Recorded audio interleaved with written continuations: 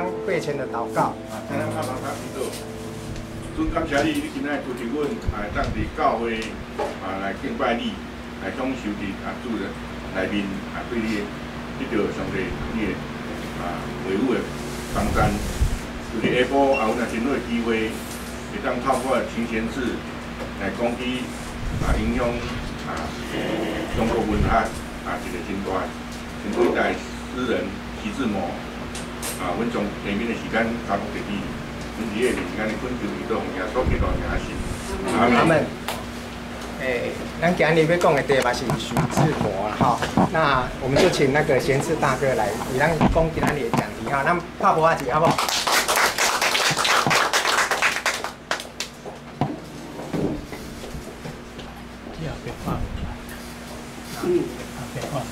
我哋今仔要讲的吼，差不多是拄啊100年前的故事，按100年前开始讲。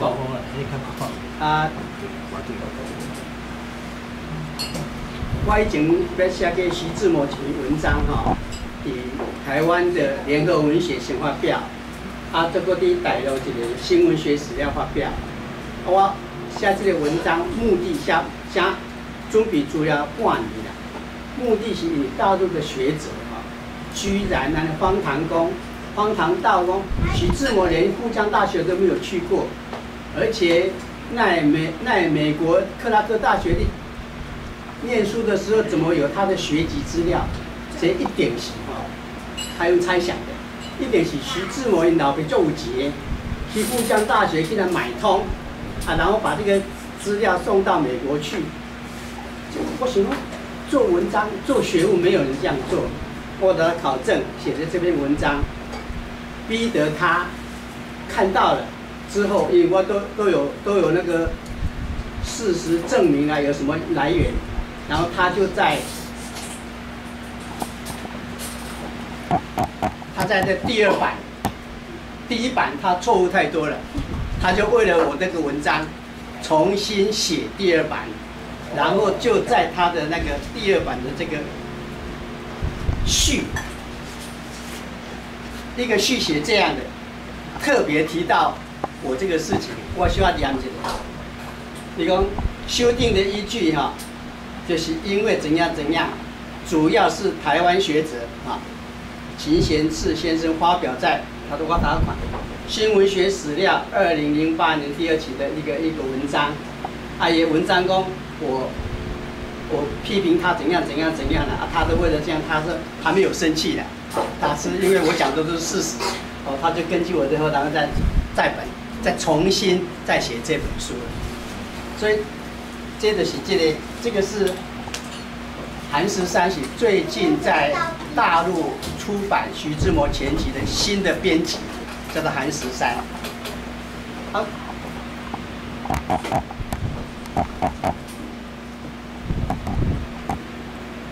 我对这个徐志摩跟这新月派，我兴趣的徐志摩还有新月派，大概什么时候开始？40年前，我得编一本徐志摩怀念集，这是我编的，这是纪念他去世多少周年纪念，民国75年编的，起码107年，大概42年前，这是我编的第1本关于徐志摩的书。然后后面当然会提到很多跟徐志摩有关系的。今天我讲的可能是比较偏重于他在交朋友，就人间事业的那些故事。因为考据的话，在这边讲没有什么意义。但是大家听了之后，不要以为说徐志摩是一个花花公子。来想想看，徐志摩到现在为止，以咱的一种，大概你假如说是中国100年来最有名的诗人，大概哪边票选，徐志摩大概是排第1名，没有人会比他更有名气。他这个交的朋友，尤其是民国11年3月，柏林要跟他太太离婚的时候，有4个离婚证书的签署人，里面都是他的好朋友。金岳霖是中华民国以来最杰出的逻辑学家。那么，徐志摩的第一位女朋友，他爱上的，大概没有结果。林徽因，她的先生叫梁思成，就是梁启超的儿子。他是在民国时代是最有名的一个建筑学家，不是建筑家，是建筑学家。像这样的像这样的情形，然后林徽因本身，她本身也是文学家。那林徽因本身，她在差不多民国20年代的时候，在北方，她是一个最有名的一个文艺沙龙的主持人，女的。因为文艺沙龙大部分的主持人都是女性，很少是男性，在国外都是女性。她是这样的一个那个社会活动家。他第一任夫人张幼仪，大概大家在前几天的那个我们那个群组上面，大概都看得很清楚，写得很清楚。只有他一个人算是不是文学方面的，其他徐志摩所交的朋友，后来结婚的都是文人，都有著作。那他的另外一个也算是讲起来是他的女朋友，因为他写给他的情书信，后来那个叫林淑华。那林淑华本身也是算是在中国100年来里面也是很有名的女作家。她生于1900年，但是在去世之前，她都写1904年。我到那个伦敦去的时候，我公司派我到伦敦去，差不多有50几天的时候，我就去找林淑华，然后我去拜访她，那大概是民国60几年的事情。我要拍她的照片，她不让我拍，因为她是在民国20、30年代的事，是中华民国的有名的美女，全国的美女。她说我现在那么年轻那么大了，你拍过去，人家一看，哎。这个老太婆是谁啊？她绝对不让我拍。后来我是只好去拍了一张她那个墙上的那个画这样。这我就先讲到这样，然后我们就先从这边的犯罪片先开始讲。这个是我家里，我家大概什么地方都是书了。这个是客厅再来，这个是走道。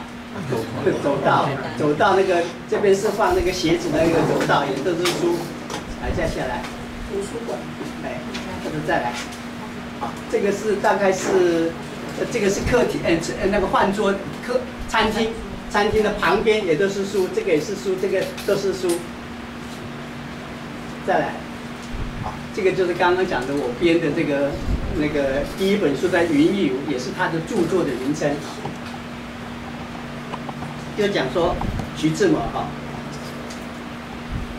大概我们在50、60年来，大概除了鲁迅之外，他的名气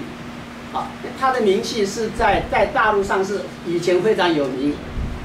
49年之后到文革之前是封杀的，所有的文学史上不能提到新月派，也不能提到胡适之、徐志摩这些人，到文革之后才有开放的。但是讲起来的诗人，我刚刚讲说，100年来大概你要选一个新诗人，没有人比他更有名。他写的那么多的诗里面，大概最好的一些诗，大部分都是写给他的女朋友的，但是他看不出来。只有他们自己承认说这些是写给他的，你再注意去看原来是这样，写的最好的几首诗都是这样。他就是在我刚刚讲的复江大学，就是那个韩师在就说他根本没有去念过复江大学，为什么呢？因为他死掉的时候，没有一个复江大学的同学写过追悼文，因为复江大学他念的时候只有1年的预科，这样。啊，你看，为了徐志摩本身，除了鲁迅之外，没有人对他这么有兴趣。为了他编了一本《徐志摩在复旦大学》，接下来，啊，这是他的著作啊，啊，这是有关徐志摩的著作非常多，我只是挑一些手上有的来接下来。这个是新传，是梁锡华，梁锡华是香港学者，他为了写徐志摩的新传，他特地到徐志摩美国念过的学校，每一所学校去看，去查他的档案、学籍资料，都把它印出来。甚至他到英国去的时候，还从徐志摩的一个外国的老朋友手上发现了一封徐志摩没有写完的一个书信，就是说，在民国13年，他们在新月社在泰戈尔来访华的时候，为了他要离开，他要带泰戈尔到山西去的时候，林徽因特别到北京车站去送他，剩下不到1个小时。那林徽因跟他讲说，他6月份就要去美国了，吓了一跳，然后心思急，就写了一封信。结果信写好的时候，火车已经开了，因为他那是专车要往山西去的，要递给林徽因，都来不及递，然后他就只好这样随手一丢，很伤心，就被他这个英国的朋友看到了，因为他2个刚好是坐在对面，他一直在写这封信，写完了还没有写完就丢了，结果被他收起来了，一直保存到梁锡华去找到这个英国学者，才把它找回来影印出来的。后面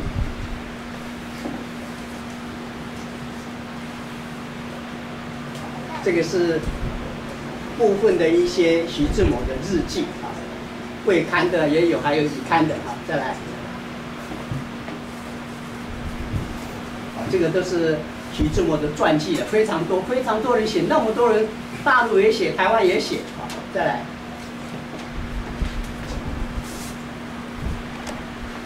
刚刚讲的是这封信，你看看它保存的这样，没有写完，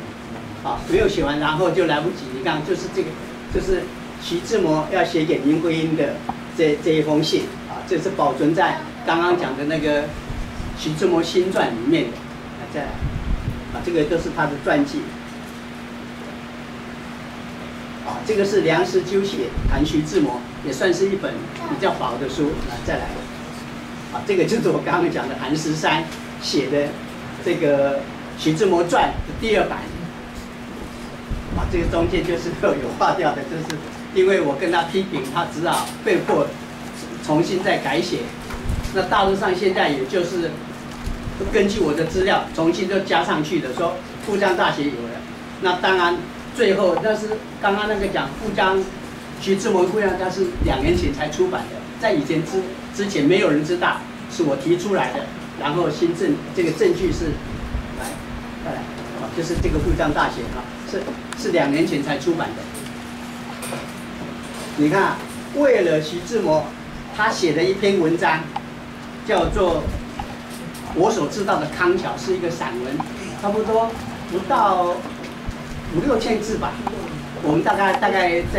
可能在参考，不是那个国中的教科书可能都看到了。为了这篇文章，多少人去康桥，也就是剑桥，去找他的踪迹。一篇文章而已，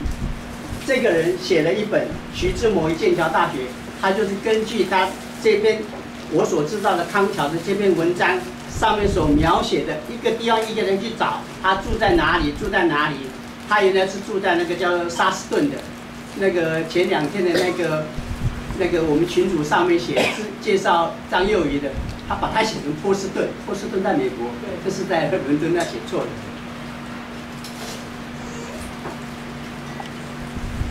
不止这样，这是一个女孩子的一个喜欢去旅游的。这个，他讲跟徐志摩去流浪，他流浪不是美国的，因为徐志摩到美国是念2个大学，一个叫克拉克大学，一个叫哥伦比亚大学。但是因为他没有写这两个学校的事情，他只写我所知道的康桥。他也就是为了这样，根据他这篇文章，一个地方一个地方一个地方去。我们在座的，我去伦敦差不多10次，我去过2次，这康河的地方，因为康桥是这样一条桥这样过来，它就是他念书的一个皇家学院的后面，然后一条河这样下来，两边都是草坪。他那个桥还跑出去。对对，那个他也去过了，所以我在想，可能在座有人去伦敦的话，因为剑桥很近啊，大概去的话，大概坐火车1个多小时就可以到嘛，哈，这样。所以你看他这样的，为了一篇文章，还要写成一本书，啊，这样，所以表示说徐志摩的魅力看看有多大。再来，像他的徐志摩多方面的成就，他的新诗是这么有名，但是也有人推崇说徐志摩的散文写得比他的新诗更好，少数的有些人，你只要注意去看徐志摩的散文，真的他的用字遣词，你在100年来没有看过他的像他这个用法，所以有的人推崇说他的散文还比他的新诗更好。然后他也有翻译的一些作品，那他作品呢，居然也有人为了他的作品来翻译家徐志摩研究，所以他的成就是非常多方面的。那这是他的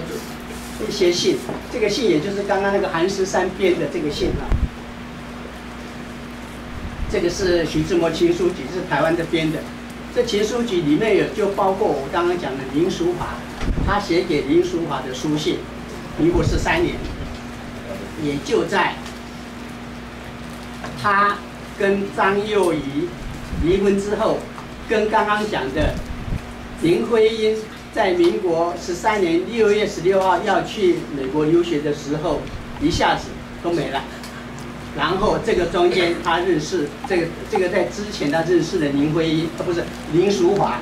所以他就写的前后有7封信保留下来的，给林淑华在民国13年11月前后左右的7封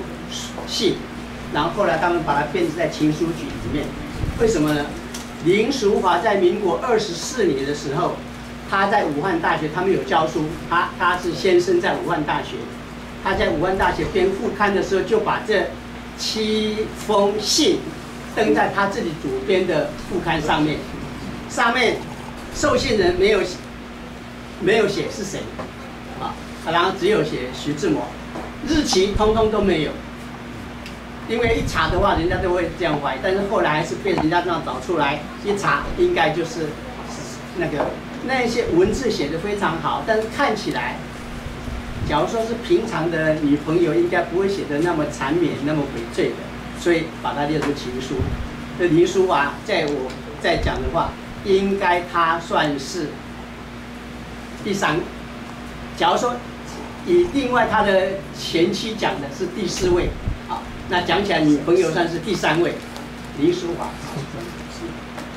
你看啊，林淑华，她就在这个还没有认识。这还没有跟陆小曼热恋之前，这一段差不多有半年中间的时候，他跟林淑华非常好。然后在徐志摩要跟那个陆小曼在13年底开始热恋之后，到14年3月他要出国的时候，他要编了他自己的第1本书，他是委托谁来编？委托林淑华来编。这个献给爸爸这样的一个文字，也是林淑华的笔迹。这边写的是大概是什么北平还是什么？哦，冯平山图书馆印的，就是这个是从香港的一个很旧的一个图书馆冯平山图书馆影印出来的，要把它再重印的。这个字也是林淑华。那么林淑华后来是非常，就是我去伦敦去拜访过的林淑华，她是生于1900年，少徐志摩4岁，但是在他去世之前，一般的资料都讲说他生于1904年。然后我去伦敦要回来的时候，就是跟他吃过完，他在家里请我吃饭，然后他送给我2本书，是英文写的，这是古韵，所以他在这个中国作家里面能够用英文著作不是很多，因为他是到英国去，他写了一本古韵，他说请我带回来台湾2本，一本给张秀雅女士，他认识的。一本是给叶公超，我从这里面的蛛丝马迹知道，大概林淑华，因为林淑华在民国15年7月份嫁给陈希莹的时候，叶公超刚好从欧洲留学回来，不可能认识他。然后在9月份的时候，他到北京大学去当英文系的老教授的时候。陈希莹是系主任，就是他的先生，所以他以后才认识，所以他们很熟。以我的感觉，可能叶公超算是他一辈子最喜欢的人。你看看林淑华，他保存有那个徐志摩写的这个英文的写的那个英文的信，他早期用英文信写，那个信后来就保存在林淑华手上，林淑华谁也不给人家看，但是偏偏叶公超有看到，就表示说他们感情非常好。你看，一直到他那么晚年的送2本书，一本是给叶公超，所以我才感觉上叶公超应该是他最喜欢的一个人，所以我也在，这个是差不多几年前。民国68年，刚好68、100，差不多40年前，我帮叶公超编了一本这个散文集，这是我编的，然后在红光出版。这里面，刚刚这个我夹在这边，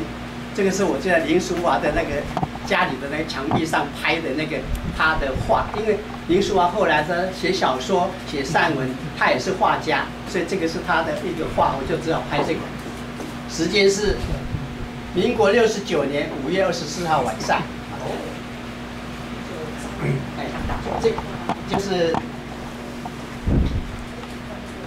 这个就是回来的时候，我就送书给帮那个林淑华送给叶公超嘛，就跟叶公超认识的。我说，叶先生，你的著作也蛮多的，是不是可以跟着我帮你出一本集子？他说好啊，但是他给我个难题。他说他在民国鲁迅去世，鲁迅是民国25年去世的，他有写过2篇纪念鲁迅的文章，台湾都找不到。他说你要是找得到的话，我就让你编。我没办法，我就赶，因为那是大陆，我们跟他不通，我就请大陆的朋友去找，把那2篇文章印回来给他看。他说哦，找到了。他说 OK， 让你编。然后编完了出的时候，他这样写，叶公超散文集，他说要不要写1集？我跟出版社说，我都已经收了这个全部都在这边的，按你说1集好像他在出第2集，他说他还有一些文章，我都找不到，我说你在哪里？他说他还忘记了，那只有写散文集。事实上，经过40年来，我已经把他的第2集比这个更厚的都找到了，还没有出版而已。所以他这边他出版的那一天就是怎么样？我们送书给他那这个是应该是68年出版的是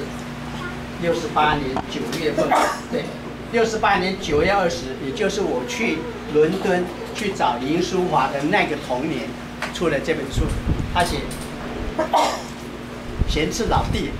这个是我真本的，叶公超提名的。这边我们顺便再介绍一下吴金雄，也就是吴金雄就是徐志摩在复江大学念书的时候的预科的同班同学，2个人都念了1年，1年之后，他们在预科，他们那个文理科在要什么化学实验，差一点把眉毛烧掉了。他们说，我们不是念理科的那个料子，所以徐志摩就跟吴金雄2个人去考北洋大学的特别班。特别班念了半年之后，要升本科的时候，徐志摩就分发，就是在北洋大学要升本科1年级的时候，刚好北洋大学跟北京大学部分科系合并重组。他就是因为在北洋大学要念法科1年级，但是北洋大学法科被合并到北京大学来，他又到北京大学来，但是吴金雄他不愿意在北方念书，他就又回来东吴大学念书。他后来到美国去拿的那个法学博士，他是民国时代第一位最杰出的一个中国法理学家。所以我想，徐志摩交的朋友都是这样。第一位没有，假如说你在写中国法理学，第1名一定是吴金雄。然后我也在，因为呢，我那时候编书编得很多，我就把吴金雄的在大陆上发表的这些他的写的用英文写的，别人把它翻成中文的，他是用英文，他英文太好了，比中文好，所以他就把它用英文写的《唐诗四气》。我请他，他说好，既然我都把它印给他了，他说同意我编，帮他编，然后就请洪范书出版。这个就是我又帮这个吴金雄编的这个一本书。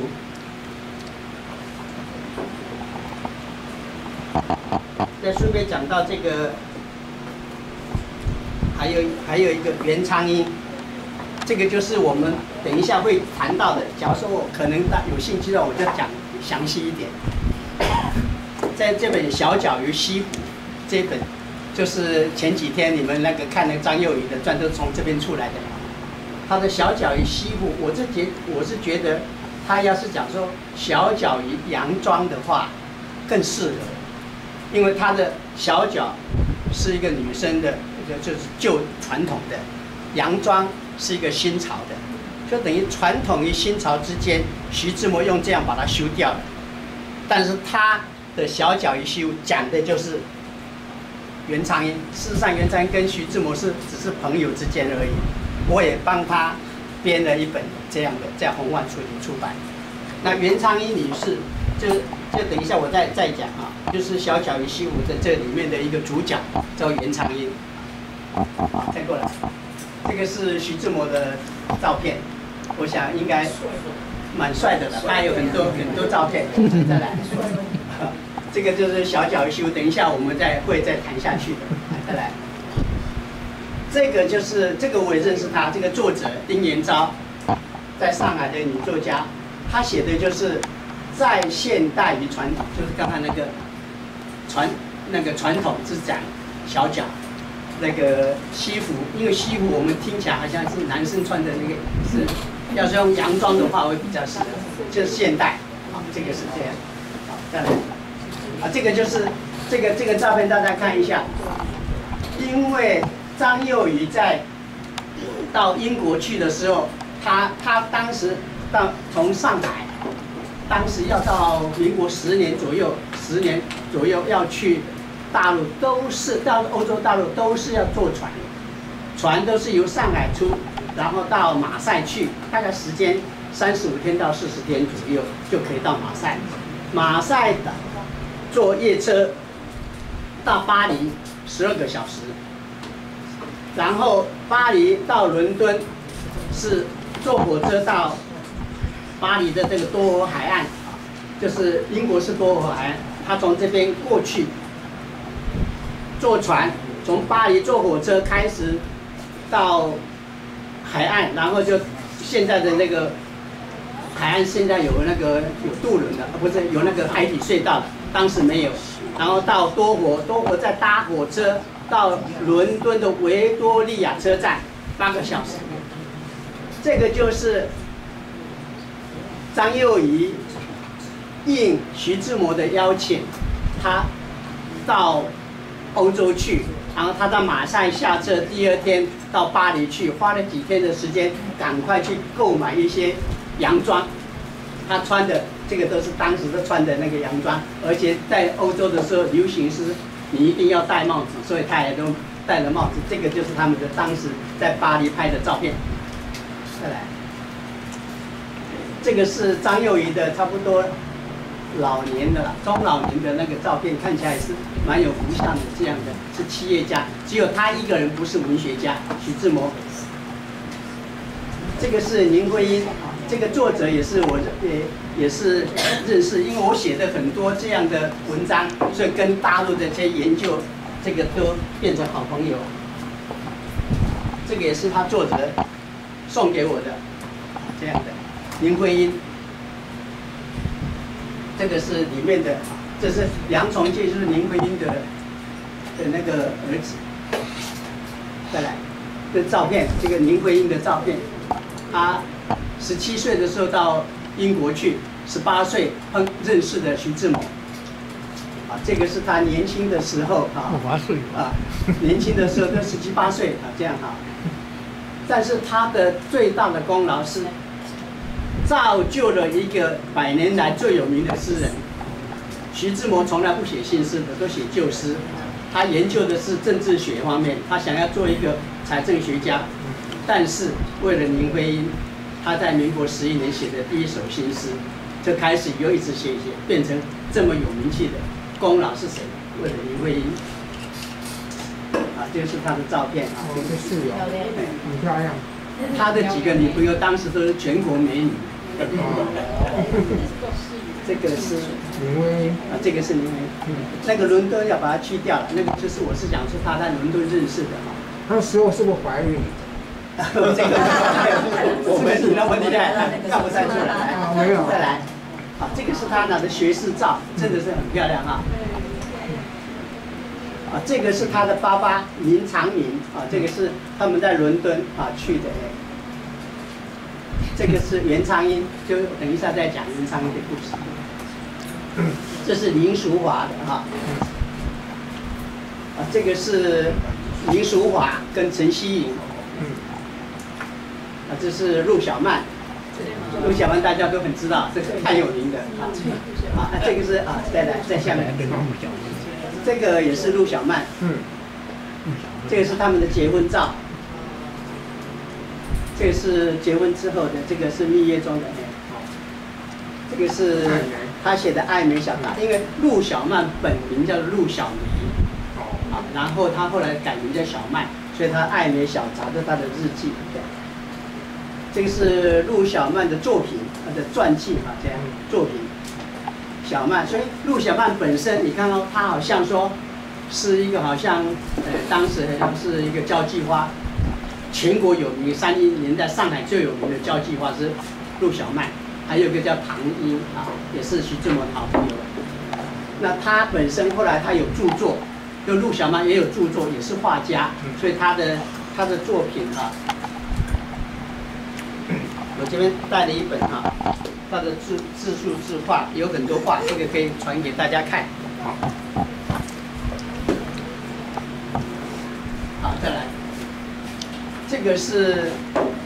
民国13年，这个中间是泰戈尔，那个是印度诗人，大概在民国3年拿到诺贝尔文学奖，是亚洲的第一人，所以当时他写的那个用英文写的新诗，大家年轻人非常喜欢他，所以徐志摩就是被那个授权邀请他来中国讲学1个多月的时候。他要负责陪着徐志摩从上船到回去的时候，从下船到回去的中间一直要陪着他。然后他们在北京的时候，就是在北京的时候是2个人负责，一个是林徽因，一个是徐志摩。结果本来徐志摩跟林徽因中间就因为林徽因订婚了，跟梁思成订婚了，已经说。知道说啊，这样没有希望，所以跟他本来是慢慢的疏远的时候，忽然间为了泰戈尔来，全北京都知道他们2个人，因为只要泰戈尔每天去演讲，他们2个每天陪着他，报纸上每天登到这个林徽因的魏文屋不紧张，他的老八也不紧张，是梁思成不是梁启超算是他的未来的公公紧张了，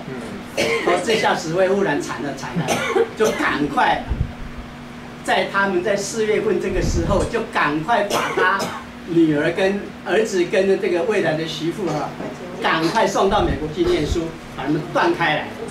这个是他们在北京那么有名的一个照片。这个是因为泰戈尔身体不是很好，就在4、5月当中，我这边有写，他们到清华大学去休息一下。那么这主要是清华的一些人来接待泰戈尔。这边有这个是应该就是徐志摩这是林徽因，这是泰戈尔然后这个是林长民然后这个是张新海，这个是他的爸爸林长民嘛，这是张新海，这个才是梁思成这个张新海本身也是留学清华的，跟徐志摩同一班船去的，去美国留学的，不同学校毕业，但是刚好同一班船去的，也回来的，是当时的清华跟北京的教授。那徐志摩当时也是北京英文系的教授，他也是北京英文系的，所以他们认识，但是也在清华教书。张新海后来是成为中华民国的一个外交家，然后曾经住过大概是西班牙啦、葡萄牙的公使之类的，后来在美国死掉。在美国常住在美国。张新海就是在后面提到的一个新月社，为了泰戈尔演一出戏。张新海因为英文很好嘛，因为那个戏是要用英文演的，因为泰戈尔是只能够听英文印度文当然没有人会讲。他是男主角，林徽因是女主角，张新海也要追这个林徽因。你看林徽因魅力多大，他也知道好朋友梁思成的未婚妻，他也要追。所以这个是照片是这样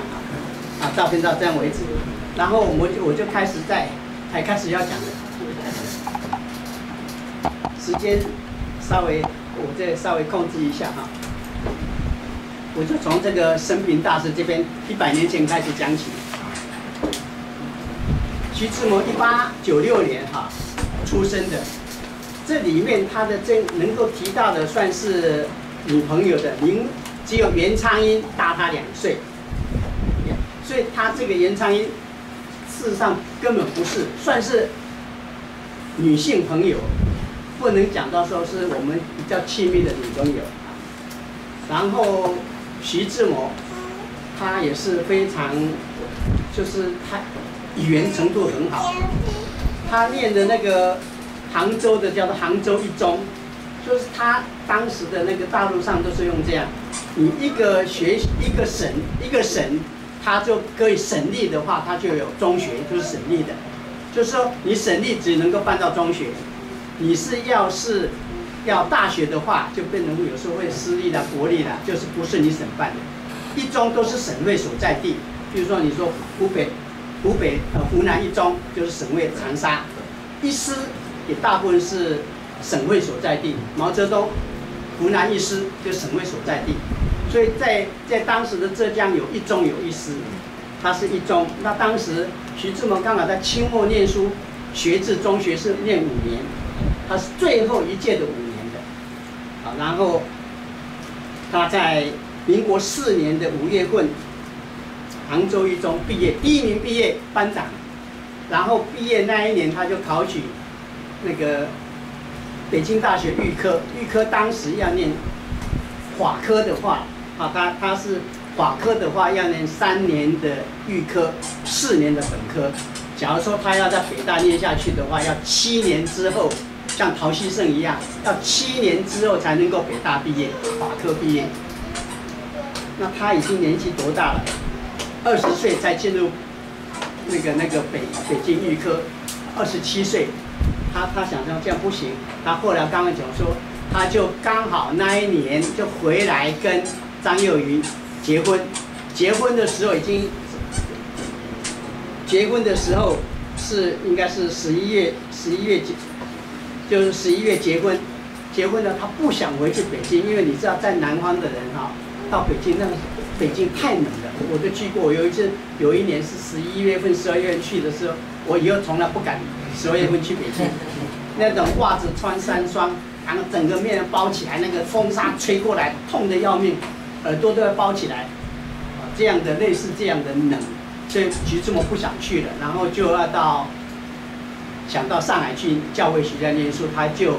考取了那个复旦大学，先念预科1年，就跟吴金雄是同时在预科同班。吴金雄是宁波人，所以他是在宁波的一个教会学校，然后来复江。当时上海有两个是教会学校，最有名的当然是圣约翰大学，就是我以前讲过的林语堂念书的圣约翰大学，那是全国英文最好的。严家淦，你看严家淦是那个圣约翰大学，他没有到国外去念书，但是英文呱呱叫，因为他从小就是用英文在上课，请个假都用英文条子的。还有谁？江泽民不是圣约翰，他是交通大学。交通大学是大概上海市的英文程度第2名的，是国人办的里面的英文程度最好的，在上海。那江泽民他也是没有留过学的，然后他对都有是到苏联去的这样。然后他在复江大学念的，然后刚刚讲吴金雄就同样去北洋大学去了，半年之后2个人，一个是分发到北京大学，又是分发到法科。法科那时候的北京大学本来是其他文科都是3年毕业，早期的3年毕业，只有法科要4年毕业。徐志摩有点不甘心，想说年纪那么大不行，他就在民国7年5四运动的前1年，他就留学到美国去的。你看他预科毕业，居然本科念的没有，本科1年没有修完，因为我看那个北京大学日刊，他有5门学科都要补考，就因为他根本不想念的，就赶快就要去美国念书。进入克拉克大学，李济，我们后来的一个哈佛的人类学博士，也以前的中央研究院院长，李济跟他是同班的，有4个人中国人同样进入克拉克大学。1年之后毕业，徐志摩第1名，李济第2名。李济是在清华学校念的8年的英文，都是外国人教授在教的。徐志摩杭州中学只是一个普通中学，英文不是怎样的，然后只念了一个复江预科，只念了1年，结果他到美国去，杭州中学毕业第1名，克拉克大学毕业也是第1名，就是那一班的，不是全校，就是那一班的。1年之后他又去考取哥伦比亚大学要念硕士，1年之后拿到硕士。哥伦比亚大学是当时中国人留学，中华民国就中国人留学美国的最多的学校。胡适之在民国6年从那边拿到博士学位之后，到北京大学去做教授，所以他到这个哥伦比亚大学念的1年的时候的这个拿到硕士，他想要念什么呢？他的爸爸一直希望他去做，他的英文名字叫哈密尔顿。哈密尔顿是美国不知道第3任还是谁的那个总统，就是当时美国报那个钞票里面不晓得是哪一个人是哈密尔顿，就是他的就是财政学家，美国财政学家，他自带这样，所以英文名字叫哈密尔顿。然后到英国去的时候，就是民国9年，因为他7年去，1年就8年毕业，1年就拿硕士9年，9年的9月份去。从纽约先到巴黎去，当时坐船多少天呢？7天到6天，他是7天就到巴黎，然后巴黎去几天之后，然后他就伦敦。为什么？因为欧洲的大学是10月份开学，美国是9月中下旬，所以说他还来得及念。然后徐志摩到伦敦10月份进入的是一个叫做伦敦大学下面的20-30个学院里面的一个非常有名的。小英就是念这个学校的。政经学院。伦敦政治经济学院，这个，在这个学院，在他念书的这个半年之间，陈希莹从这个地方拿到博士学位，就是后来林淑华嫁给他的这个陈希莹同学。杨端六刚好他进去的5月份，他就回到上海去了。杨端六也是这个学校的，是我们等一下要讲的袁昌英的未婚夫，是这个学校的。另外2个帮他签名的，我在猜的。金岳霖，他在美国在美国哥大已经拿到哲学博士了，他又到伦敦来在念书，跟他。然后还有一个叫张希若的，也是政治学博士的这样的。他们这些人都在念伦敦念了半年之后。因为他去的时候，他想说已经留学2年多了，还没有碰到林徽因，那这想说啊，他老婆一个人在那个乡下，他的假死，他就写信给他的父母亲说，你是不是把他老婆送到国外来念书？因为他老婆只是一个初级师范学校这样的一个3年就可以毕业的初级师范学校的女生。是不是来这边念书？然后他接到了，他父母亲很高兴，然后就托了一个好朋友，一个外交官要到欧洲去就任的一个外交官，然后就顺便带他这个张幼仪去那个。时间上我这边也写了啊，这个都是我自己考证出来的啊，是。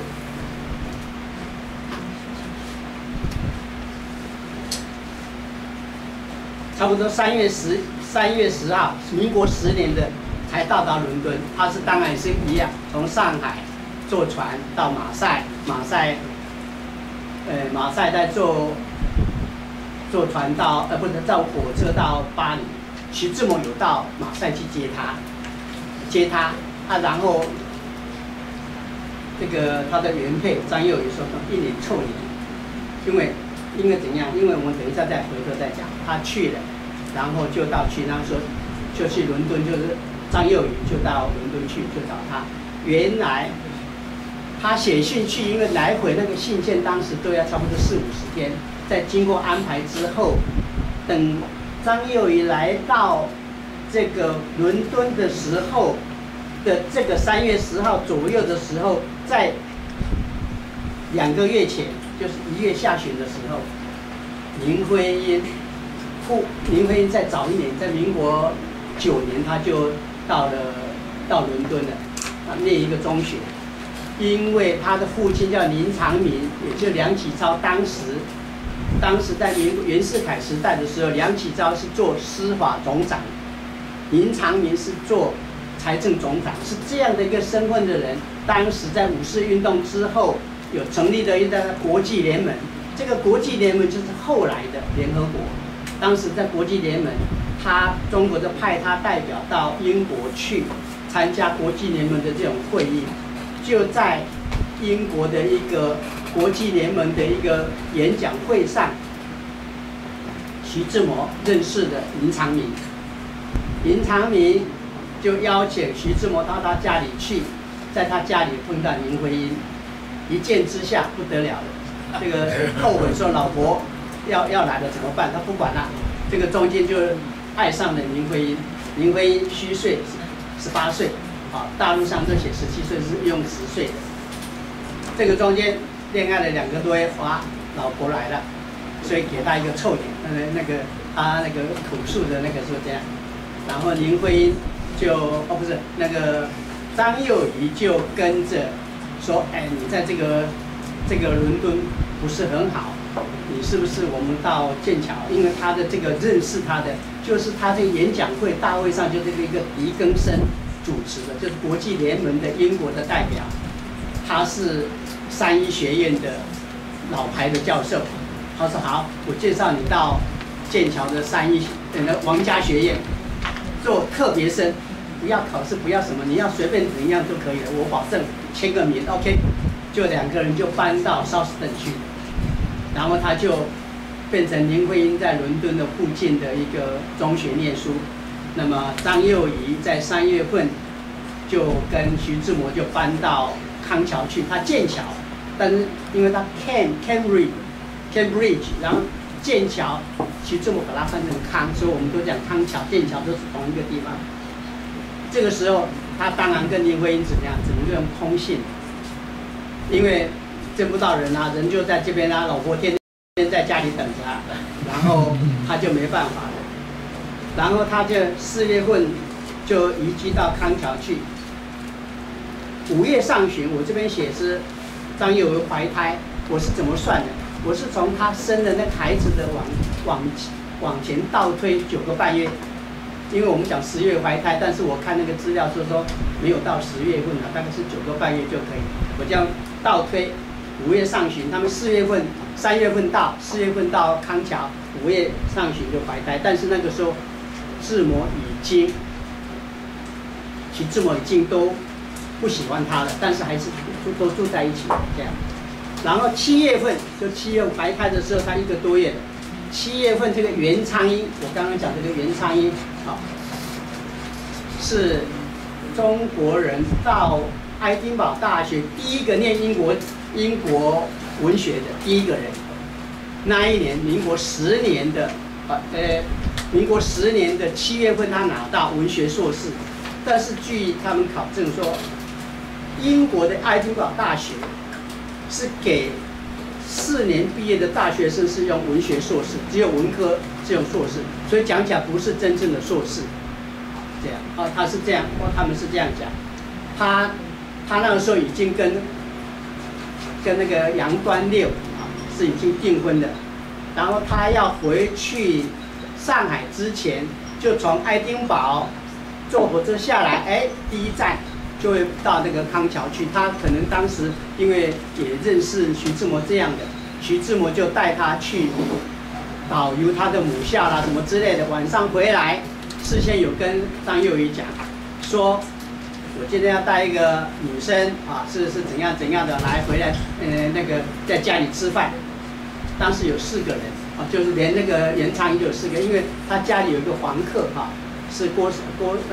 仪赏的，也是他们徐志摩认识的。这个我们刚刚这样讲的这本《小脚与西湖》这本书里面就在描写为什么这个书名的来由。这个张幼仪在晚年在美国的时候，由他的一个外孙，由他的外孙女叫张邦美，帮他做了5年的口述，写下这本书。那书的名字叫做《小脚与西湖》，原来是从这样来的。他这个张幼仪想说，因为他知道说，他只知道徐志摩有一个女朋友，跟他通信，不知道是谁。然后今天居然带了一个女孩子来家里吃饭，还叫我做饭给她吃，这个一定是他的女朋友。他一看，仔细的端详一看，他这个脚好像是小脚的，因为他大徐志摩2岁。这个张幼仪本身说，他小时候家里要帮他挡小脚，他挡了几天就把它脱下来，说他的脚是大脚。我不但是大脚，我还是穿的是洋装。那徐志摩怎么找了一个小脚的？小脚的这样的，那小脚就代表传统的嘛，然后他讲，因为徐志摩跟他离婚的时候是跟他讲说，小脚与洋装是不配合的，就是说不搭配的。我跟你，我是新潮的，你是传统的，所以我跟你合不来，要离婚。徐志摩的离婚是用新潮与传统的这样理由来跟他离婚，所以他这本书的名字是这样来的。但是名字他是这样没有错，但是错把袁昌英当作他林徽因，是因为他很冤枉。但是袁昌英也是他徐志摩的好朋友之一，他在徐志摩去世之后的4年，他在武汉大学，你看他们的关系多少？袁昌英，还有这个林淑华，刚刚讲林淑华跟苏雪莲，他们3个人都在武汉大学，但是2个是教授，苏雪莲跟袁昌英是教授，但是林淑华是因为他的先生是文学院院长陈希莹，所以他是眷属。那他们3个人都是文人，都很会写文章，所以叫做骆家3杰。为什么叫骆家？因为武汉大学的所在地叫做骆家山，所以叫这个骆家。所以他在民国24年的时候，这个袁昌英写过一篇小说来纪念徐志摩，有这样一回事情。后来有人问袁昌英的女儿说：“哎，徐志摩是不是你妈妈的男朋友？”他说：“是啊，没错。”啊，所以就姑且认为他是这是他的女朋友，但是不是那么亲密的女朋友，是袁昌英。我后来帮他编了一本这样，所以这个小脚与西湖的这样的一个书名的来源是这样，事实上是冤枉的。你看看林徽因，不是这个袁昌英，从剑桥到伦敦，伦敦就经过巴黎到马赛就回来了。人家当年的11月份就跟杨端又结婚了，而且他认识徐志摩之前就已经是订婚了，人家都未婚妻了。但是这个张幼仪不知道，他写成这样，但是里面张幼仪这个回忆录里面都是写名字的，只有袁昌英写一个叫做明小姐，好，没有写名字，他说他记不得了，因为他在美国那个时候，他不能肯定袁昌英到底去世了没有。在美国，因为那是文革之间很乱，消息都不知道。他写一个明小姐，为什么叫明小姐？袁昌英英明，他不写英就写明，所以这是我自己的猜想。他用明小姐原因就是指袁昌英，事实没有错，就是袁昌英，但是他没有写袁昌英，就写一个明小姐，英明嘛，英明的，就是指袁昌英。那么，徐志摩逼着张幼仪要离婚，那徐志摩逼着要离婚，张幼仪没办法，他就因为他的哥哥那时候在法国啦，然后在那个柏林在念书，叫做张君迈，就是后来的民社党的党魁张君迈，然后他要去投靠他的哥哥，然后他就先到巴黎去，然后他们讲说，他们说徐志摩是逼着他堕胎来。然后他不愿意，他说堕胎也有危险性啊，那么要么到柏林，这一方面医学更发达，所以到最后是到柏林去，但是没有堕胎，他还是先生下来。然后生下来的时候，然后徐志摩就这个时候跟着他就去柏林，在民国11年的3月，跟着他去，然后要求他离婚，他也二话不说就离婚了。张君迈也知道了。离婚，他这个小脚与西湖说有4个人，他只知道2个，一个是金岳霖，另外一个是吴金雄，另外还有2个人我在猜了，因为当时在民国11年3月份，他跟陈希莹有到德国去，应该另外一个签名离婚的是陈希莹，另外还有一个是张奚若，就是刚刚我讲的。美国哥伦比亚大学的同学，后来又到伦敦政治学院的同学，然后他又到德国去念书，就这4个人，4个人你看看他们关系多复杂。金岳霖后来也曾经是林徽因的好朋友，这个“人间四月天”这个字，就是金岳霖送给林徽因的。那金岳霖他是一个这么样的一个哲学家，是一个最有名的一个逻辑学家。他以前有一个老外的女朋友，后来就吹了，他单身嘛，他就在林徽因跟梁思成结婚之后，他们3个人一直住在一起。然后有一天，林徽因说跟她老公林良师讲说，哎，金岳霖也很爱我的，那到底我是不是要离婚跟他呢？嫁给他好吗？梁师怎么说好吗？你自己考虑嘛，你决定我就尊重你了。结果他尊重他，结果到最后林徽因还是没有接受说离婚，然后再跟金岳霖在一起，然后再回来又跟梁师说，我考虑了半天一天啊，我还是大家都是这么好的朋友，不要离婚算了，还是跟你在一起。那还住在一起，一直这样住着。这样的一个金岳霖，就是离婚的这种签署人，金岳霖这样故事，《人间四月天》就是他写的。为什么叫四月天？我在想，我们中国冬季，12月1、2就是冬季，3月份开始是春季。那春季刚开始还是很冷，4月份是天气最好，5月份你看看我们今年的5月份热的要死要活，所以4月份大概是一年里面最好的。所以叫人间四月天，他这样的形容林徽因。这个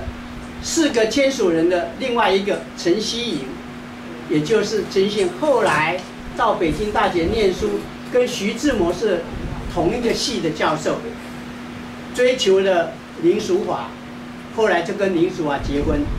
签署这个是，那只有这个。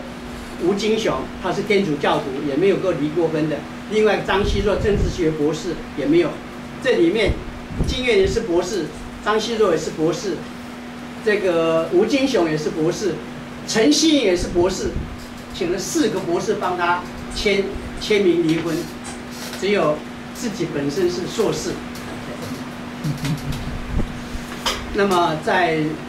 民国10年，这个11月、3月的时候。那个林徽因在早半年就已经回到中国去了。他这里面的小脚鱼细物说，他的离婚是因为徐志摩跟他讲说，林徽因在等着他，在伦敦等着他要跟他离婚，他才肯跟他要结婚。事实上弄错了，林徽因早就回去了，半年前就回去了。好，这个是他们在这个中间。认识了这样的从张幼仪是原配，然后袁昌英杀出来的一个女朋友，然后认识的林徽因，然后林淑华还没有出现，陆小曼出现，然后在民国11年，就11年看一个爱人，但是她是美女，有才华的才爱。他有才华，但是感情不专。然后他在这个徐志摩我还没有再讲，前面有一个，在民国10年的11月23号，徐志摩开始写第一首诗草稿，后来都没有出现，但是保存下来的，叫做《草上的入住了》他11月23号那一天写的那一首诗。也就是林徽因坐船回到上海的那一天，因为当时你要坐船的时候，事先会 schedule 会排好，他也知道那一天是到上海，就那一天大概就在想，已经到上海了。那一天写的这样一首诗，这首诗写出来之后没有发表，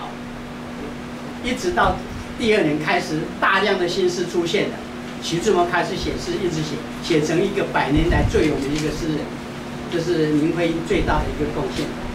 然后11年我们来讲，徐志摩就在柏林离婚之后又回到剑桥，回到剑桥之后因为他拿的是特别生，也不要去上课什么之类的，随他去，有兴趣他都是教一些名人，英国的名人。没有什么上什么课之类的，也不考试不什么之类的。然后他在11年的10月14号回到上海，因为上海的时候他的爸爸啦什么什么之类都在这边，他在南方处理。回去浙江的第一件事情，到报纸上登一个3天的广告，徐章旭跟张幼仪离婚，连续登3天，这个是要拿给林徽因看，我确实离婚啊。在柏林离婚没有人知道，但是这个报纸上有登的。12月初， 12月初就赶快到北京去约林长民跟傅林他们要见面的，他们也很高兴的。但是这个时候不久之后，梁启超大概都怕了，因为他为了徐福，他就赶快帮他订婚，所以11年的12月初，徐志摩来到北京，他一直就住在北京的叫做石虎古董7号，是一个松坡图书馆的西文编辑。当时住的还有蒋复聪也住在那边，因为蒋复聪是徐志摩的表弟，然后也住在松坡图书馆。这个是11年，到12年的时候，他跟林徽因曾经一起到济南、大明湖去玩过。他曾经用那个英文写了一个游记，但是一直始终没有出现，就不知道是哪一月份。然后徐志摩就是跟胡适之啦，在这差不多10月份的时候，他们到西湖去玩，玩了很久。那个玩的因为是假期嘛啊，就是他那个胡适之生病，他在陪他来这边。在这个当中，他游西湖的时候，突然间，徐志摩接到林徽因有6页的长信，当场在那边大哭，他自己在那里写。我在想，哭的原因很多，大概跟他讲说他已经订婚了，跟他讲订婚了，写了6页信，在讲说大概我不能再跟你来往什么之类的这样。这样，然后徐志摩后来就回去北京，这个时候他已经受命，胡适之啊、梁启超梁启超是他的老师哎，他拜他为师的，所以梁启超很为难。一个是自己的儿子，一个是自己最得意的一个学生拜他为生的，然后为了一个媳妇这样弄得这样，然后在那时候已经泰戈尔说早就要来了，一直拖，身体不好，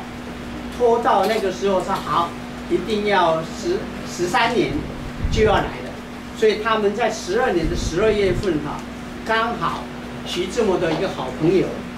张腾春生了一个女儿。结果他女儿取名叫新月，然后他跟他讲新月，哎，徐志摩新月很好啊，那泰戈尔刚好有一个诗集叫新月，说不定他这个张腾春也是因为这样的受到这个灵感，他的女儿叫做新月，然后他们就在12月份弄了一个新月社。为什么要弄新月社？因为他们要排一出戏来纪念这个泰戈尔，所以说要。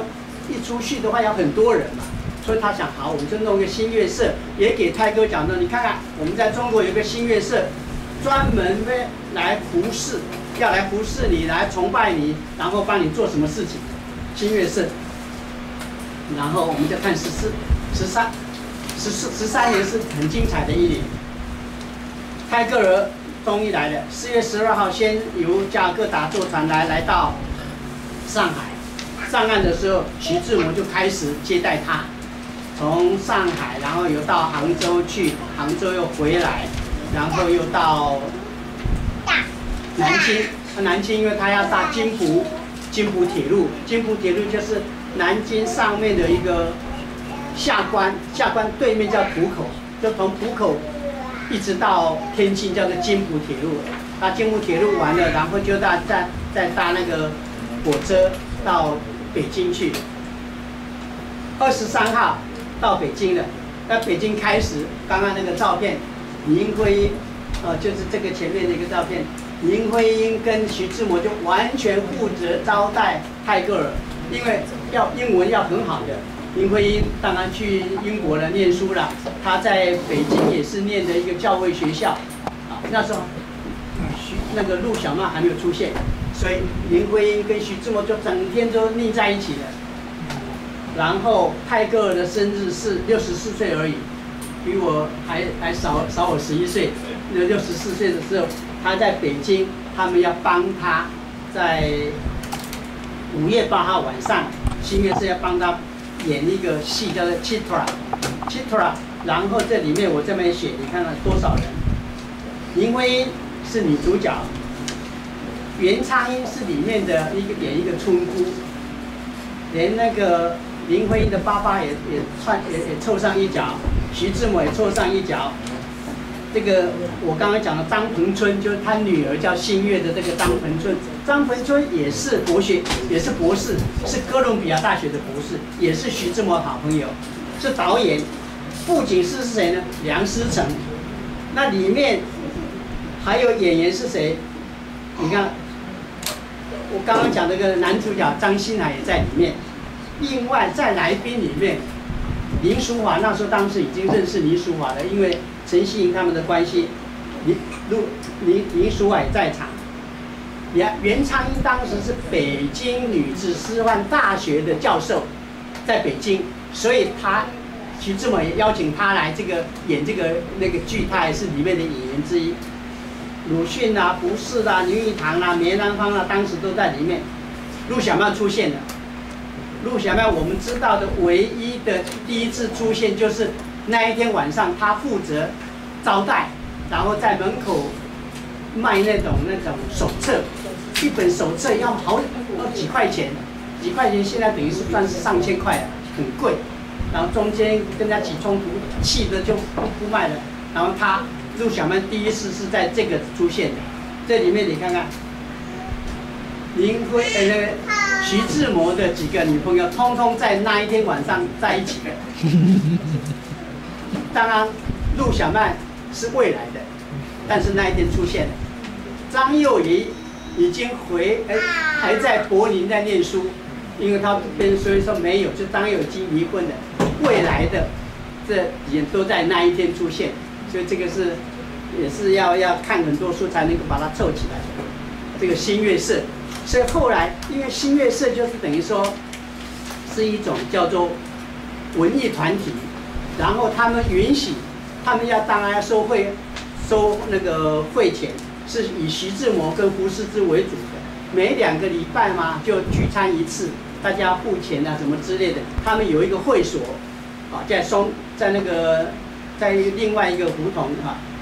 有个会所，上面有布置的一个像我们。有一个会所让大家来聚餐啊、谈天啊、看报纸啊什么之类的。那新月社大部分他鼓励夫妻一起参加，那这些夫妻都是文人的，所以我们刚刚提到的，除了吴金雄是一直在南方之外，其他的都是新月社的社员，都是这个徐志摩、胡适之的好朋友。那张幼仪一直到什么时候才回来呢？在2年之后啊，就是说，刚刚我有讲，就是在新月社这个 Chitra 演之后的6月份，林徽因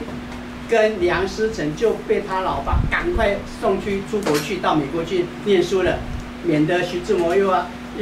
等一下徐志摩连那个也插上一脚，那个刚刚讲的张新海，一个未来的外交家也喜欢上那林徽因。林淑华在那一年13年的7月份就已经从燕京大学欧语系毕业，他也认识了陈希颖，后来他们在2年之后结婚了。那在认识这个林淑华的这一段期间，就是演新月社演戏，然后一直到陆小曼已经出现，但是还不是那么熟的时候，这个在13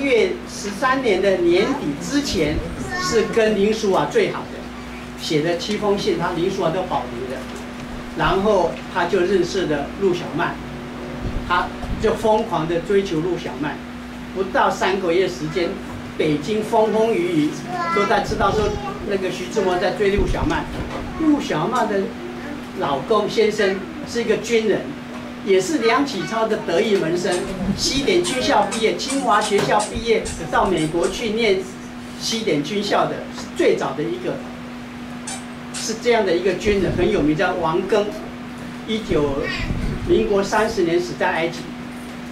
这个王庚是当时还在北京，他还托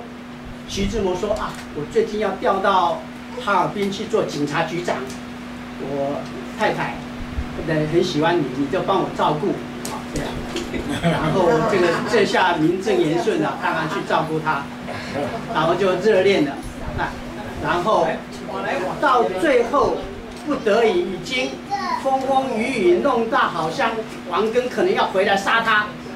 就是要避避风头的，赶快徐志摩，因为刚好也是泰戈尔又到欧洲去写信说啊我在欧洲了，你赶快来我们来会面吧。他就借这个机会要到欧洲去会面。事实上他去欧洲的时候，泰戈尔已经生病又回去了，他都不知道，因为他英国的朋友泰戈尔的英国的秘书，当时秘书也在热恋当中，这个秘书通知徐志摩到欧洲去找泰戈尔的那个时候，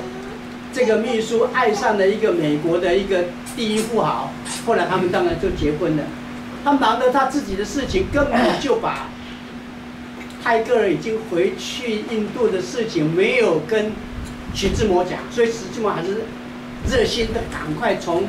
北京，他这次出发不是搭船的，干脆就搭西伯利亚铁路啊，经过苏联，经过华沙，然后经过这样就去找泰戈尔，因为这样时间比较快，10几天就到。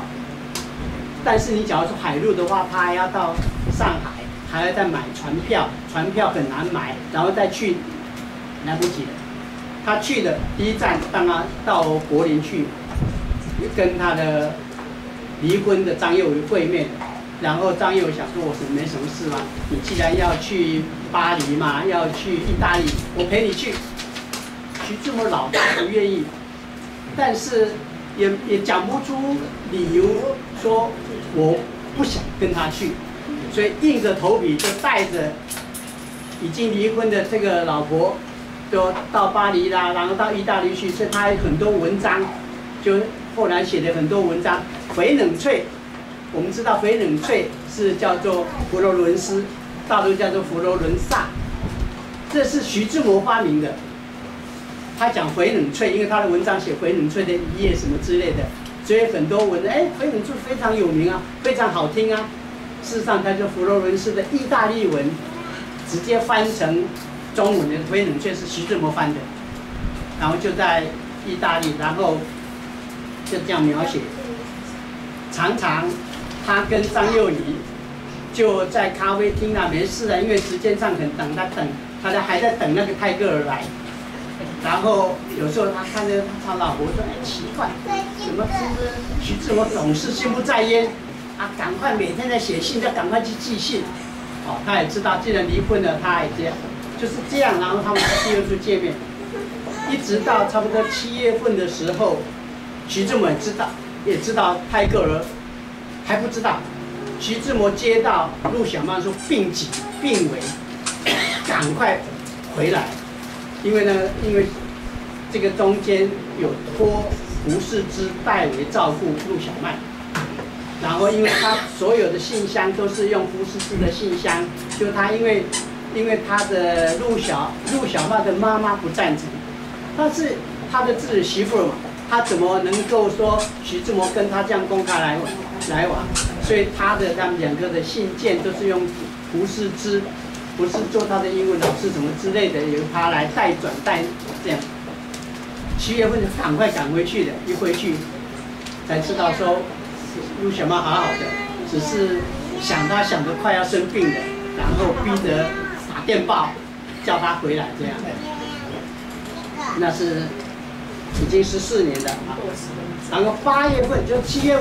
月底回到北京，8月份刚刚讲的那个志摩的诗出版了线装书，我今天忘记带来线装书，然后是志摩的第一本书，那由林淑华写《献给爸爸》这样的书出版的，是北京的中华书局跟他代印的。然后回来之后，徐志摩就跟那个陆小曼热恋当然是没有终止嘛，就开始写他的爱情日记，什么那个小曼什么刚才你们那个啊这样爱美小杂，像类似这样的。到这个年底，这个年底的时候，陆小曼因为陆小曼的妈妈住在那个上海，陆小曼要由北京要回到上海的时候，徐志摩知道，他先1、2天，先在天津，因为他回来的时候叫金浦路嘛，先由胡适之帮他打听消息。胡适之跟陆小曼是同一个火车，但是到天津下来要有半天的时间，就通知说，哎，你赶快来，你要搭这个火车，跟这个火车一起下来。然后陆小曼就也是搭这个火车，所以他就徐志摩就从天津就搭同一班车到这个金浦火车站的时候下来，才看到哎，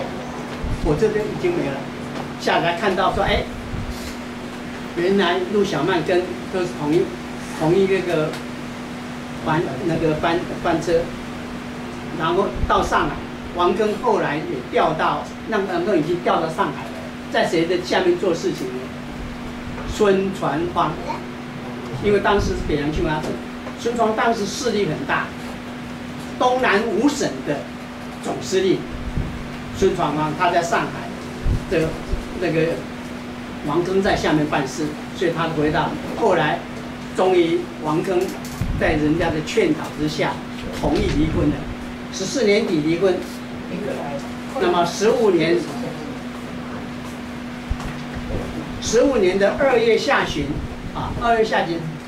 张幼仪从柏林回来了，经过是搭西伯利亚铁路回北京到上海了，在2月的时候，5月27号，徐志摩写了一首新诗，叫做《偶然》。这个偶然也就是怀念这个林徽因，因为那是在美国念书，他也快要跟那个陆小曼结婚，他要跟他结婚，现在还是很思念的这个在美国念书的林徽因写的一首诗叫《偶然》。这个偶然哈，我讲了一个小故事。我大概大学毕业不久，有一天朋友请我们几个人到那个仙乐丝舞厅，就是在那个什么那个延平北路，是不是？仙乐丝舞厅，然后他朋友就点了几个小姐来坐台，那是舞小姐坐台。我就发现说，哎，有一个女生看起来根本不像舞女，因为我们都不知道什么名字，我就问她说，哎，你叫什么名字？她说她叫偶然。我说，哎，偶然是徐志摩的新诗啊。她说是啊，她就非常欣赏这首诗，所以她才用偶然，而且她还是台北名校女生。我在想，因为她的气质完全不一样，我在想她可能是要做一些写作的题材，灵感求解、灵感什么之类，到那边上班，然后看看人间百事什么之类，要写一些写作题材，这样的一个舞女小姐的新诗，用徐志摩的《偶然》。这个偶然哈，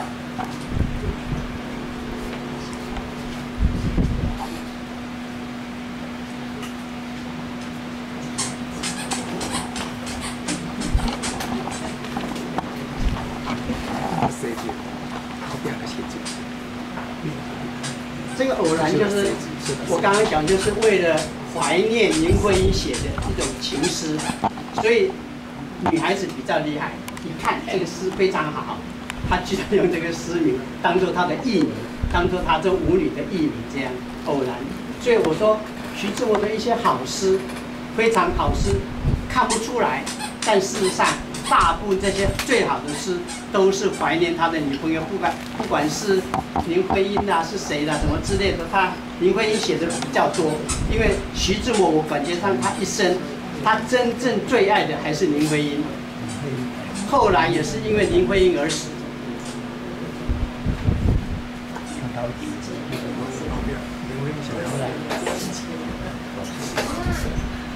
那么，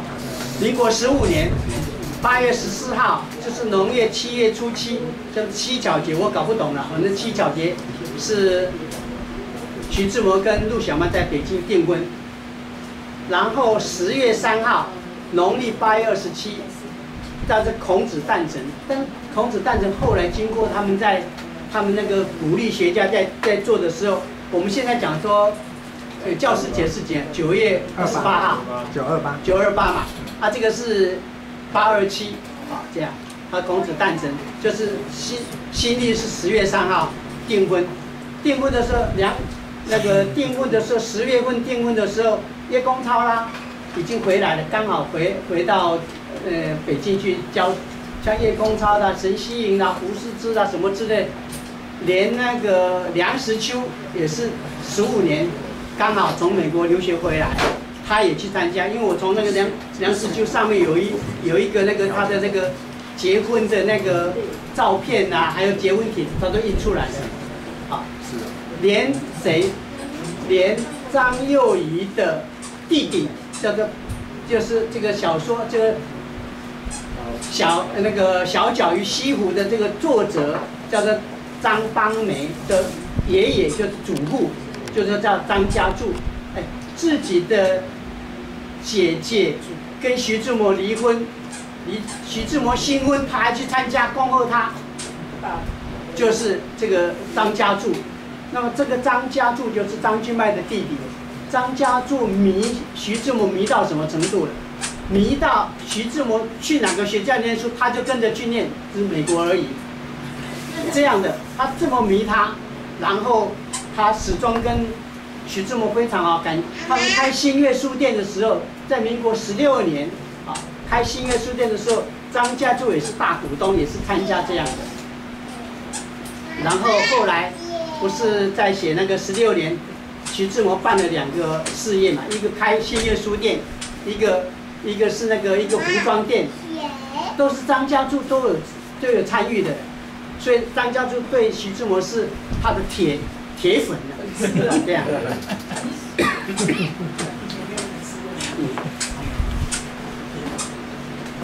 然后民国17年，我们这个讲是15年，16年没谈了。17年，林徽因跟那个梁思成在加拿大渥太华结婚。为什么会选在渥太华？因为梁思成的大姐的大姐夫叫周国贤哈，当时是中华民国驻渥太华的总领事，所以因为他要在国外结婚嘛，然后他去征求他的大姐，然后就亲人只有大姐，所以大姐当然要你的结婚啊，要亲人要主持嘛，所以他在渥太华结婚是这样。那么结婚之后，他们又到欧洲去度蜜月旅行，蜜月旅行回来之后。就是17年结婚嘛，回来之后在8月回到北京，9月份他们2个人都一起到东北大学去。东北大学有一个新创的一个建筑系，就是梁思成就是这个建筑系的那个主任，然后还有一个就是林徽因。那林徽因在东北大学也是教英文。那东北大学是张学良做名誉校长这样的。有一天，张学良在校园在走的时候，忽然看怎么学校里面有这么漂亮一个女士是谁呀？他从来没有看过的，就去一问，哦，原来是林徽因。他想说，哇，这么漂亮的，他想要接近她，没有什么理由，他想说，拜托林徽因来教他英文，我英文不太好。哦，林徽因说。这个教我这个军华，这个张，他的父亲是军华，他本身也不算是军华，好像在打他的主意，赶快他就那个学期终了，林徽因就回到北京了，不敢在东北大学教书了。这是张学良，这是这个很好的朋友亲口跟我讲的，这是他们的好朋友讲的。然后到这个20年的时候，那个时候他们跟陆小曼结婚，陆小曼身体不是很好，但是很会花钱。徐志摩赚的钱，他一个月大概我们帮他算，他大概能够赚到1200块。那时的1200块，一个大学的教授薪水300块，他是4倍。那4倍的假如以现在假如说我们用10万块钱讲，40万。不够他用1个月，徐志摩拼命的赚，一直赚到没办法，跑到北京去。北京大学胡适之帮他介绍，你住在我家，然后你这赚的钱一半可能都要寄回来。然后他想说，好朋友很多，我可以做一个中介，买卖的中介，土地啦什么之类，刚好上海有一个地皮想要卖掉，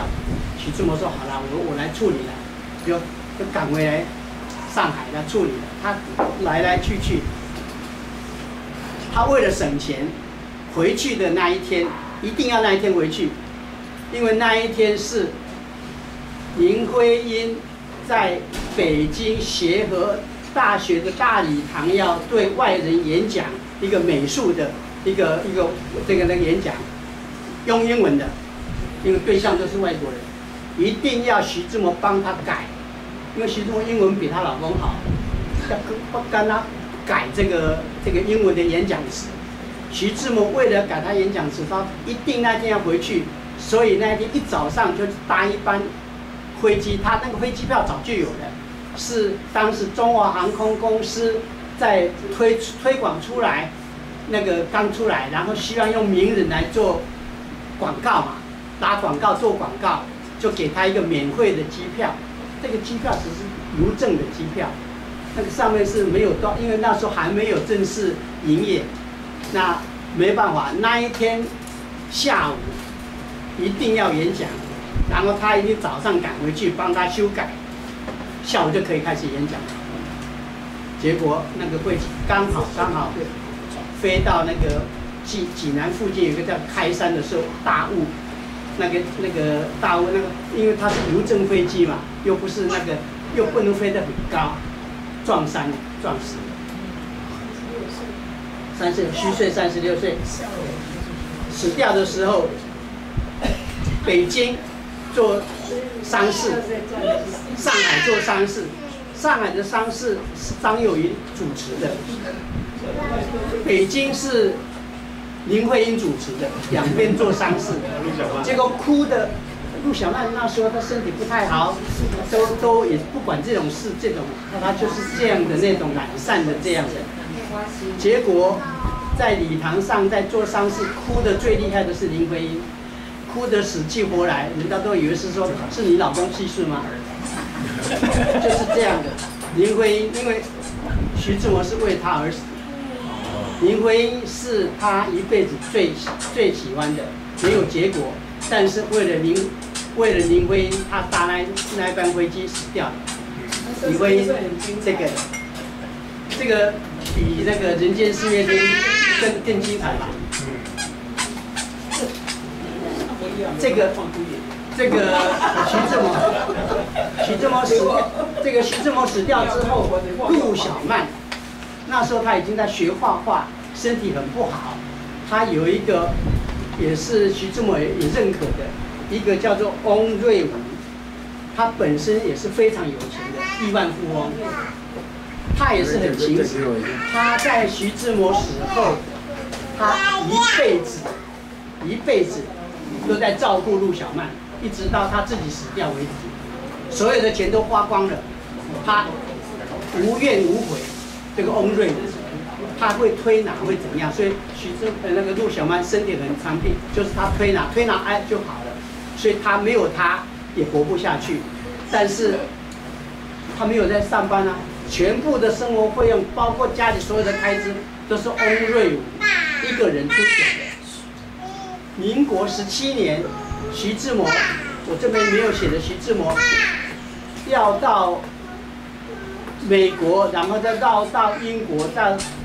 绕到印度，要去找泰戈尔的那一年，民国17年，他带了一些珍珠宝贝，想到美国去，想说啊，我要是能够卖掉的话，就可以一笔钱。这个东西都是翁瑞吾送给他的，徐志摩没钱啊，因为他老爸经济丰收啊，你把我的那个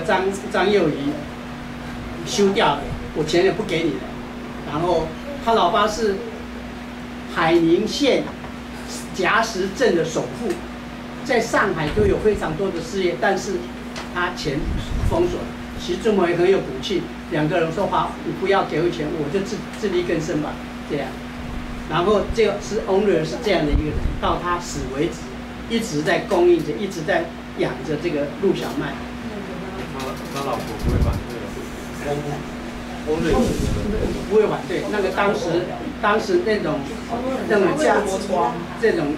应该是有孩子，因为他是在当时是这样的男人至上的，比较那个对他没有办法，而且，所以我看到这个结果，林徽因当然后来是始终就跟着这个梁思成，中间还想跟他离婚，要去嫁给金岳霖，还好没有成功。袁昌英一直是没事，然后这个我们看起来非常端庄、非常可爱的、非常美丽的这个林淑华，那里面有一个照片也是很漂亮的。林淑华嫁给也是徐志摩的同学，又是同事，叫陈希莹，非常有名的。后来陈希莹的那个，但是我是觉得他一生最爱的是叶公超，中间曾经出轨过一次。林淑华因为有一个英国来的大帅哥到武汉大学去教英诗，然后说中间要到北平什么去玩，林徽因她没有林淑华她没有教书嘛，她就陪他去玩。中间发生关系的，这个家伙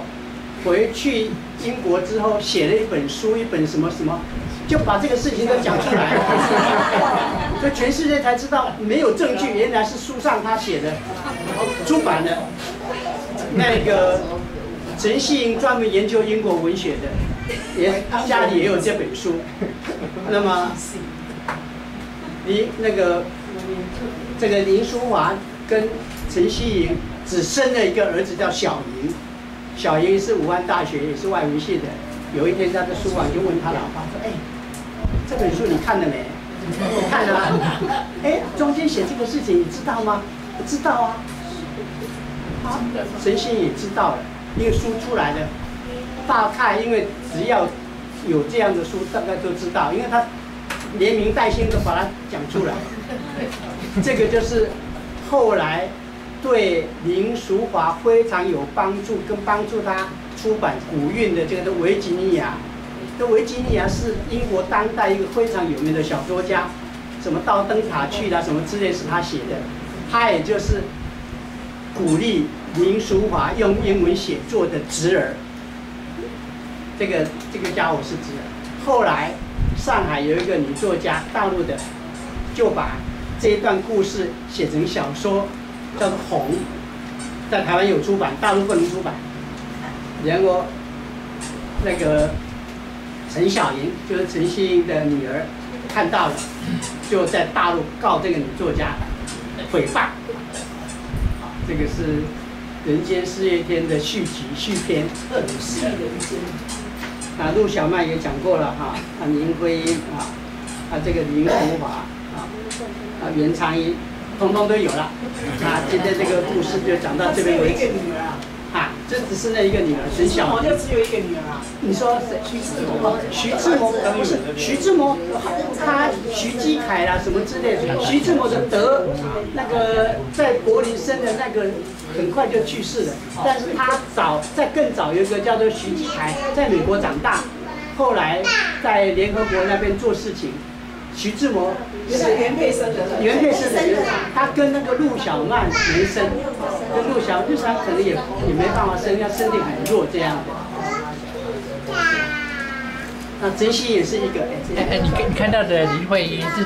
最后是看到林徽因是长怎么样？当然晚年的林徽因当然是因为她得了肺病，在那个抗战时期生活环境很差，然后又北京流落到四川去，所以她身体就不好。因为有肺病的话，身体就当然就很憔悴，所以我就没有把她照片弄出来，不好看。电视有了，电视有她记录。照顾陆小曼那个没有结婚哦，没有啦，没有跟翁瑞没有结婚。没有结婚，他不敢再跟他结婚，他也不愿意跟他结婚，但是他生活始终由他供养，他这样。那陆小曼嫁给徐志摩以后，徐志摩还跟林徽因走过节，陆小曼没有这个中间，这个他们，因为陆小曼那个林徽因是17年才回来，所以他能够再跟他接洽的时候，就17年到20年这个中间，然后到最后的1年。他是由上海到北京去，当然跟林徽因非常接近啊。他跟林徽因非常接近的时候，他写信给陆小曼，常常说啊，我有去见过他啦，现在长得怎样怎样了，讲的是这样。事实上，他常去找他。那好朋友啊，陆小曼旁边有一个翁瑞吾本身这样，所以陆小曼也管不了这种事情。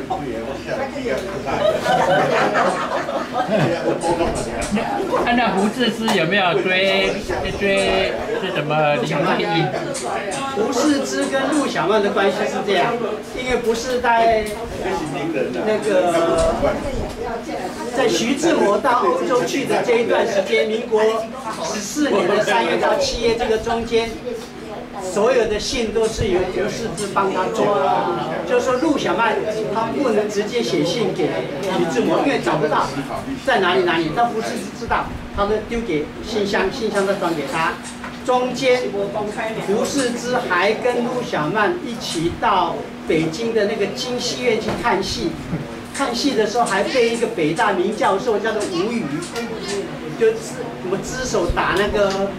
孔家店的那个吴语四川人写在他的日记上里面，所以有人就怀疑说，胡适之也爱上了陆小曼，因为日记上这样写，所以有人写文章说胡适之也爱上陆小曼，所以当时胡适的太太很凶啊，他不敢。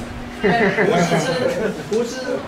不敢，但是他跟他的表妹都有关系的，然后是他太太。在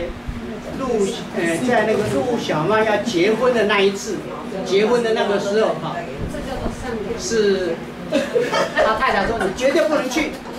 你要去的话我就跟你没完没了。然后胡适之就没有出席那个陆小曼跟那个徐志摩好朋友这个婚礼，但是另外有一次是。北大校长蒋梦麟重婚再娶的是一个他的教育系的一个老婆。那再娶的时候，这个时候那个胡东秀说你又不准去，胡适说这怎么行？我是北大文学院院长，他是北大校长，北大校长请他来做这个婚礼。他说不行，他把那个胡东秀又是把大门关起来锁起来，不让他出去，他爬墙出去，从后面爬出去就参加了，因为他不能不去。那个徐志摩那次他没去，但是这一次他不能不去，因为他不去的话，整个婚礼他都已经答应了。胡东秀是这样的一个人，然后他在就是我刚刚讲的在。徐志摩跟胡适之不是民国12年10月份到西湖去玩吗？事实上，胡适之是来找他的表妹叫曹成英，这个曹成英，所以他们这个是很熟，因为这个对胡适之对徐志摩他们这些都是公开的。这个曹成英，他回去，胡适之回去北京，被胡东秀发现了。他说：“你要是再这样，我叫不是你死，我就自杀了。”胡适之没办法了，所以他从此就只能够不敢再跟他来往。但是他有一次来到东南大学，那时候那个曹成英，这个曹成英，他胡适之帮他到东南大学去念书，也是弄农学的，因为胡适之早期在那个康乃尔大学是学农的。他就帮助他在那边念书，念书之后还帮助他送到，曹成英送到美国去念书。美国念书的地方，他还委托他的自己的美国女朋友住在就请曹成英住在他的美国女朋友家里，由他的美国女朋友来照顾他，以前的女朋友，胡适之这也是很厉害。然后曹成英在胡适之去世之后，然后他快要死掉的时候，他就有个遗嘱，他说我的墓你一定要把我放在这个什么地方。因为胡适之他的墓在我的后面，他回来的时候会经过我这边才回去他的墓，所以一定要情执到这种程度，他的墓一定要设在这个地方，因为说胡适之的灵魂要回去他的墓的会先经过他这个地方，才会回到那个地方。还有吗？还有问题要问的？没啊哈。完了，我们就用掌声来恭哈，他鼓鼓的哈，先谢大哥哈，谢谢。那两件代志报告哈，第一件事情呢，就是我们感谢那个牧师嘛，今天准备的点心，牧师嘛嘞，谢谢他，欢迎你哈。那第二件事情呢是，今天有那个李维仁医师的先看例如来我们现场哈，那个跑啊，现在欢迎就好。好，谢谢。那最后咱阁来唱歌来阿罗上帝哦，吟诗煞，咱请郑美长来做结束的祈祷，好不好？好。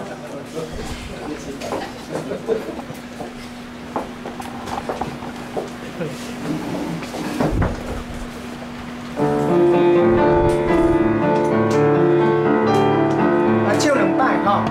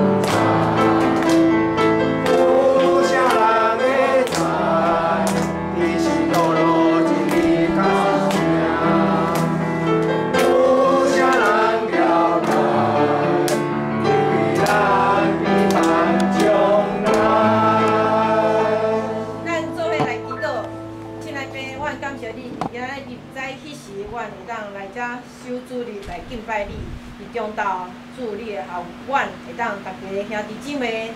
同齐来清起你的圣殿。下晡时间，祝阮感谢秦老师会当替阮来传讲着徐志摩的传奇的人生。虽然说感谢你，互阮伫阮的世间有同款的疼，有父母的疼、亲情的疼、友情的疼，然后爱情的疼。但是虽然说你伫哥林多前书13章10讲。如今长存的有信、有望、有爱，其中最大的就是爱。感谢主，阮有天马疼，这是永远袂变的疼。感谢主，将这个疼永远刻在阮的心。感谢主，将这个疼永远伫阮的心内，会当做成。主要说，你是阮一生的至宝。阮的感谢祈祷靠做信来求，阿门。好，那我们结束了哦，哈，谢谢各位。